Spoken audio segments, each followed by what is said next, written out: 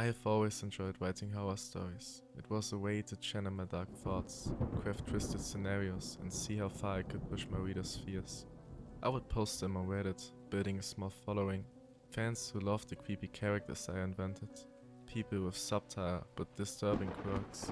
You know, things like cracking their knuckles too often, licking their lips nervously, or blinking far too much. It is those little details that get under your skin. But recently, something changed. It started when I began dreaming about the characters I had created. At first, they were fleeting images. I would see the man who cracks his fingers, standing just at the edge of my vision. The sound of his knuckles echoing faintly. I would wake up, annoyed at how vivid it all felt. But I brushed it off as an overworked imagination. I was spending too many late nights writing horror. Of course it was going to seep into my dreams. But the dreams did not stop, they got worse. One night I dreamed I was walking through a dimly lit street. It was foggy, like something out of one of my own stories. And there he was again, the man with the cracked fingers. This time he was not at the edge of my vision. He was standing right in front of me, smiling the crooked, unsettling smile. He flexed his fingers, slow, deliberate, louder than before. The sound vibrated through me, making my skin crawl. I tried to move, but my legs felt like lead. I was stuck, forced to watch as he came closer. I woke up, heart racing, drenched in sweat. But the worst part? I still could hear the cracking. The distinct sound followed me into my waking world, echoing faintly in the silence of my bedroom. I chalked it up to stress, but then a few days later, I started seeing them in real life. The first time it happened, it was on the bus. It was late, around midnight, when I noticed a man sitting across from me. He was cracking his fingers over and over again. It was subtle at first, almost too quiet to hear, but once I locked onto it, I could not focus on anything else. He looked up at me, meeting my eyes, and then he smiled. Not just a normal smile, it stretched too, way too wide, like his face was straining to hold it. My stomach flipped. I looked away, trying to convince myself that it was just a coincidence, just some random guy, but deep down, I knew I had created him. But worse, it was not just the man with the cracked fingers soon. I started seeing other people too, people who had no business existing outside of my story. The woman who blinked too much, I saw her at the grocery store. Her eyes darted around frantically. Her eyelids fluttering so quickly it was unnatural. I saw her staring at me from behind the display of cereal boxes. The child who licked his lips incessantly, his mouth raw and cracked, followed me out of the coffee shop.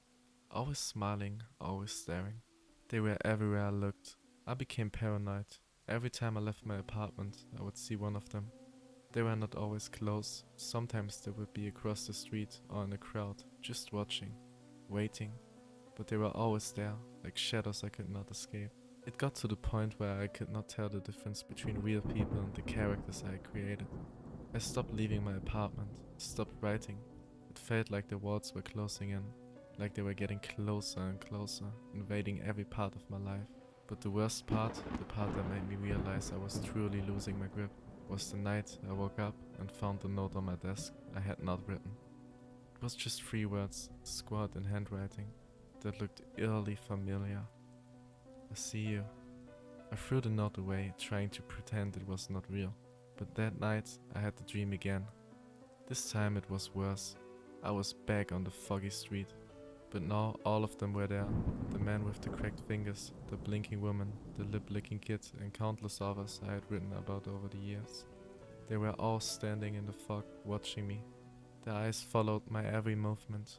And no matter how hard I tried, I could not move. Suddenly, they started walking towards me, slowly. I wanted to scream, to run, but my body would not respond. The sound of the cracking knuckles, frantic blinking, and lips smacking filled the air, louder and louder, until I drowned my own thoughts. I woke up gasping for air, my heart pounding, but this time, I was not alone. He heard the sound again. It was coming from the corner of my room. I turned slowly, my breath catching in my throat.